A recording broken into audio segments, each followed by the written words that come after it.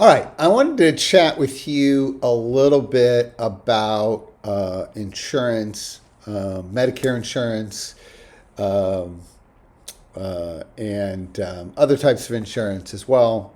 It's a very important conversation for people who are on Social Security and are really dependent on the folks that help them sort of plan for retirement and then help them through retirement, right? And so many people want to know, ask me, how do I know that I have a reliable insurance agent, someone who's really going to help me? And it's a good question. And I just wanted to kind of explain it in a kind of a very simple way. And that is, anyone can sell you a policy. It's not overly cumbersome to become licensed in a state. It does require some effort.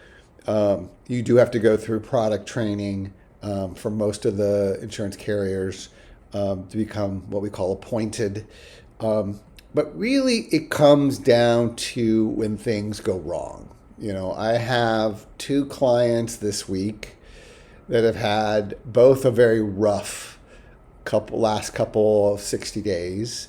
And they've had to deal with insurance cancellations. They've had to deal with very large bills. Really, when you find out whether or not you have an insurance salesperson or an insurance care person is really when things go wrong, right? And really when you need to make adjustments because your situation has changed. When you're hospitalized, it's not uncommon that the hospital on long stays and when there's rehab involved will bill you extraordinary amounts of money. They might even make choices that will get you canceled. And you need to find someone who's going to be willing to make those phone calls, get bounced around for 2 or 3 hours to kind of get you the information that you need so that you know what's going on and you know what your situation is, who's not going to,